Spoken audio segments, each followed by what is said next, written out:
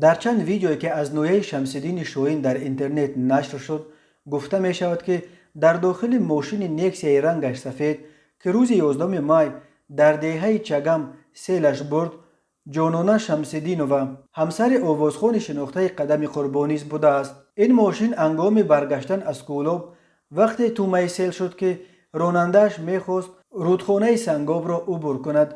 کمیته ایالت‌های فوق‌العاده تاجیکستان در اطلاع رسمیش هلاکت 3 ساکن دهه چگم از جمله یک کودک 10 ساله را تصدیق کرد و بدون ذکر نامش گفت یک مسافر دیگر ماشینی که به کام سیل رفت خانم 45 ساله ساکن امین دهه چگم بود که با جراحت‌های وزنین زنده ماند. در امین حال خود قدم قربان نیز در صحبت با آزیا پلوس نجات همسرش در این فاجعه را تصدیق کرده است. او گفته است که همسرش برای خرید محصولات دسترخوان عید رمضان به بازار رفته بود و در راه بازگشت به دهه چگم سیل ماشین آنها را برده است. در ماشین با 3 نفر دیگر بوده است که متاسفانه آنها هلاک شدند. همسر من زنده مانده است. خدا را شکر که ساق و سلامت به نزد فرزندانش آمد. حالا وضع سلامتیش خوب است. پایها و میانش کمتر آسیب دیدند ولی سخت ترسیده است. باز روزه‌دار است. خواهش کردیم روزه را بخور تا قوت بگیری. نمیگوید.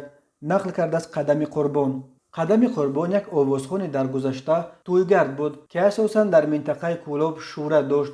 2 سال پیش او نخستین کلیپش را در استودیوی کسبی ثبت کرد.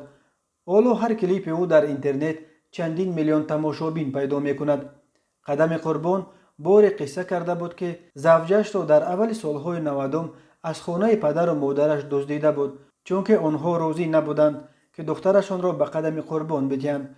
به گفته آوازخوان تنها بعد صاحب 3 فرزند شدن خسرو خوشدامنش بالاخره به تقدیر تن دادند و او را به حیث داماد اعتراف کردند و فقط بعد این قدم قربان توانسته است با زوجش توی کند.